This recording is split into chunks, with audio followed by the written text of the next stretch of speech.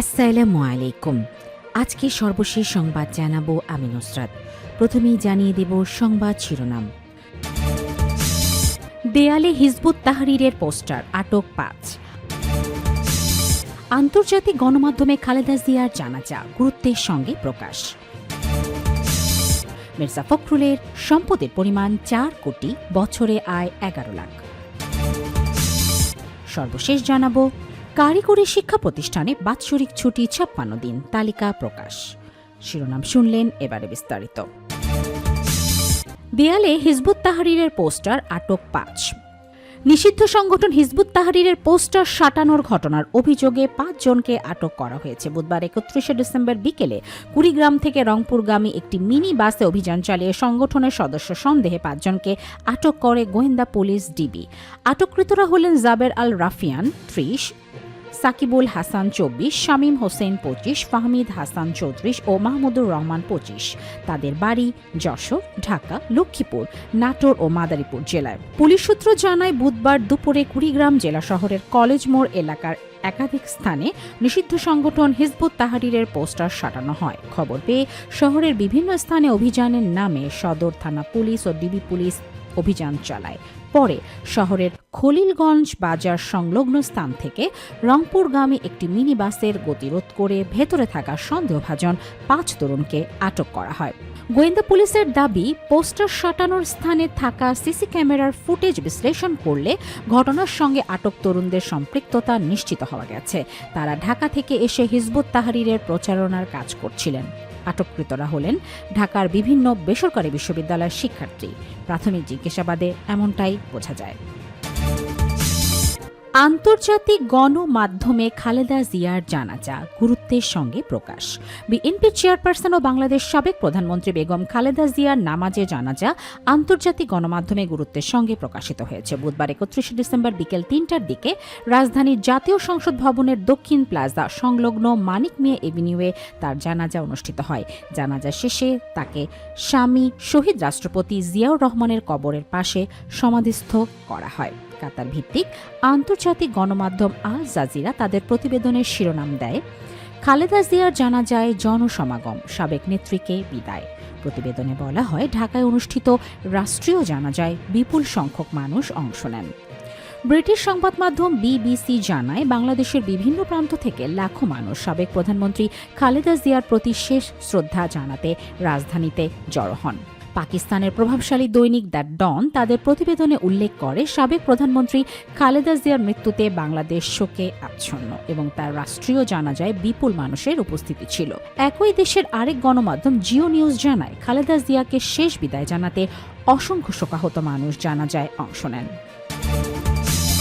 মির্জা ফখরুলের সম্পদের পরিমাণ ৪ কোটি, বছরে আয় ১১ লাখ।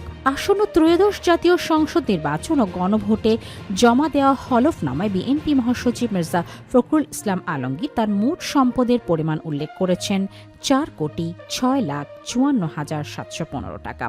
একই সঙ্গে তার বার্ষিক আয় দেখানো হয়েছে ১১ লাখ ৮৩ হাজার ১৩৩ টাকা। নির্বাচনে ঠাকুরগাঁও ১ আসন থেকে মনোনয়নপ্রাপ্ত দাখিল করা মির্জা ফখরুল ইসলাম আলমগীরের হলফনামা বিশ্লেষণে এসব তথ্য পাওয়া গেছে। হলফনামায় উল্লেখ করা হয়েছে, মির্জা ফখরুলের নামে মোট ৫ একর কৃষি জমি রয়েছে, যার অর্জনকালীন মূল্য ৬০,০০০ টাকা। তার স্ত্রীর নামে রয়েছে ৭০% ও ২.১৪ একর জমি, যার মূল্য উল্লেখ করা হয়েছে ৫১,৪৮,০০০ টাকা। পৈতৃক সূত্রে দোতলা বাড়ির অংশের মূল্য ১০ লাখ টাকা। ঠাকুরগাঁওয়ে স্বামী স্ত্রীর নামে রয়েছে ১২% অকৃষি জমি, যার মূল্য ৩৯,৭২,০০০ টাকা। ঢাকার পূর্বাচলে নিজ মালিকানায় রয়েছে ৫ কাঠা জমি, যার মূল্য আনুমানিক ৮৫,০০,০০০ টাকা। ভবন ও আবাসিক সম্পদের তালিকায় ঢাকায় অবস্থিত ১,৯৫০ বর্গফুটের একটি ফ্ল্যাট, যার মূল্য ২০,৫০,০০০ টাকা এবং ৪% জমি, যার মূল্য ৫ লাখ টাকা। মির্জা ফখরুলের নামে দেশের বিভিন্ন ব্যাংকে একাধিক হিসেব রয়েছে। উত্তরা ব্যাংক লিমিটেডের ঠাকুরগাঁও শাখায় ৫,০০২ টাকা, পূবালী ব্যাংক ঠাকুরগাঁও শাখায় ১,০৯,৮০৪ টাকা ৫০ পয়সা এবং অগ্রণী ব্যাংক লিমিটেডের ঢাকা শাখায় ২,৬৭,৩৪৭ টাকা ৪৭ পয়সা রয়েছে। পূবালী ব্যাংকের গুলশান কর্পোরেট শাখায় মির্জা ফখরুল ও তার স্ত্রীর নামে জমা রয়েছে প্রায় 2,24,132 টাকা। এর পাশাপাশি এক্সিম ব্যাংকের গুলশান শাখায় 9,46,467 টাকা এবং সিটি ব্যাংক এজেন্ট ব্যাংকিং হিসেবে 3,485 টাকা সহ মোট 11,83,133 টাকা রয়েছে। হাতে নগদ অর্থ রয়েছে 1,25,58,116 টাকা 77 পয়সা, আর স্ত্রীর আছে 1,65,930 টাকা। বিনিয়োগ ও সঞ্চয়ের ক্ষেত্রে তিনি দ্য মেজার্স প্রাইভেট লিমিটেডের 1,428টি শেয়ারের মালিক, যার মূল্য 1,42,800 টাকা। পাশাপাশি তার স্ত্রীর নামে বিভিন্ন সঞ্চয়পত্র মেয়াদি আমানতে রয়েছে 45,11,750 টাকা। অস্থাবর সম্পদের তালিকায় রয়েছে 2টি ব্যক্তিগত গাড়ি, এছাড়া 10 ভরি সোনা, বিভিন্ন ইলেকট্রনিক সামগ্রী, টিভি, ফ্রিজ, কম্পিউটার, যার মূল্য 2,50,000 টাকা এবং আসবাবপত্র রয়েছে 2,40,000 টাকা। আয়ের উৎস: বার্ষিক কৃষিখাত থেকে আয় 1,08,000, ব্যবসায় হুরমত আলী মার্কেটের শেয়ার থেকে আয় 1,97,232 টাকা, ইজাব গ্রুপের পরামর্শক হিসাবে সম্মানী ভাতা 6 লাখ, চাকরি দি মেজার্স প্রাইভেট লিমিটেড থেকে সম্মানী ভাতা 1,98,000, অন্যান্য যে কোনো উৎস ও ব্যাংক মুনাফা থেকে আয় 7,901 টাকা, মোট বার্ষিক আয় 11,83,133 টাকা। কারিগরি শিক্ষা প্রতিষ্ঠানের বাৎসরিক ছুটি 56 দিন। তালিকা প্রকাশ: কারিগরি শিক্ষা প্রতিষ্ঠানে 2026 সালের জেএস ভোকেশনাল ও এসএসসি ভোকেশনাল শিক্ষা কার্যক্রমের শিক্ষা বর্ষপঞ্জি প্রকাশ করা হয়েছে। মঙ্গলবার 30 ডিসেম্বর কারিগরি শিক্ষা বোর্ডের ওয়েবসাইটে এই বর্ষপঞ্জি প্রকাশ করা হয়। সাপ্তাহিক ছুটি শুক্র ও শনিবার ছাড়া বছরে কারিগরি শিক্ষা প্রতিষ্ঠানগুলো মোট ছুটি থাকবে 56 দিন। বর্ষপঞ্জির বিশেষ দ্রষ্টব্য: শিক্ষাবর্ষ হবে 1 জানুয়ারি থেকে 31 ডিসেম্বর 2026 পর্যন্ত। প্রথম কার্যদিবস অর্থাৎ 1 জানুয়ারি পাঠ্যপুস্তক বিতরণ করা হবে। স্ব প্রতিষ্ঠানে পরীক্ষার প্রশ্নপত্র পাবলিক পরীক্ষা ব্যতীত নিজেরাই প্রণয়ন করবে। কোনো অবস্থাতেই অন্য কোনো উৎস থেকে সংগৃহীত প্রশ্নপত্রে পরীক্ষা নেওয়া হবে না। সব কারিগরি শিক্ষা প্রতিষ্ঠানে প্রতিদিন বিধি মোতাবেক জাতীয় পতাকা উত্তোলন এবং প্রাত্যহিক সমাবেশ সহ জাতীয় সঙ্গীত পরিবেশন করতে হবে। সাপ্তাহিক ছুটি শুক্র ও শনিবার ব্যতীত বছরে মোট ছুটি থাকবে 56 দিন।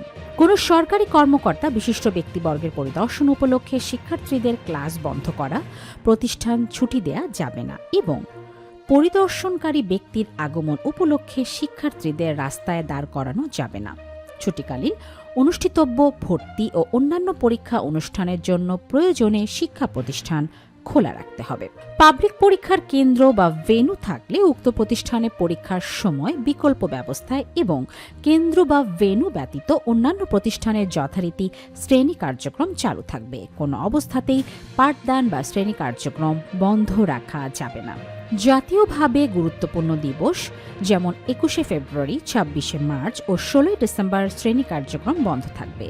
সংশ্লিষ্ট দিবসের বিষয়ভিত্তিক বিভিন্ন অনুষ্ঠানের আয়োজন করে শিক্ষার্থী, শিক্ষক ও কর্মচারী সমন্বয়ে উদযাপন করতে হবে। হাওড় অঞ্চলে বোরো ধান কাটা উপলক্ষে মার্চ মাসের শেষ সপ্তাহে থেকে এপ্রিল মাসের প্রথম সপ্তাহ পর্যন্ত শিক্ষার্থীদের শিক্ষা প্রতিষ্ঠানে অনুপস্থিত থাকতে দেখা যায়। তাই হাওড় অঞ্চলের প্রতিষ্ঠানগুলোর প্রতিষ্ঠান প্রধানদের পবিত্র ঈদ উল ফিতর ও গ্রীষ্মকালীন ছুটি থেকে সমন্বয় করে উল্লেখিত সময় 10 দিন শ্রেণী কার্যক্রম বন্ধ রাখতে পারবেন। তবে ছুটি সমন্বয়কারী প্রতিষ্ঠান প্রধানকে গ্রীষ্মকালীন ছুটির সময় শিক্ষা প্রতিষ্ঠান খোলা রেখে শ্রেণী কার্যক্রম পরিচালনা করতে হবে। সাপ্তাহিক ছুটি 2 দিন নির্ধারণ করায় প্রতিটি শিক্ষা প্রতিষ্ঠানের যথাযথ পাঠ পরিকল্পনা প্রণয়নপূর্বক পাঠদান সমাপ্ত করতে হবে।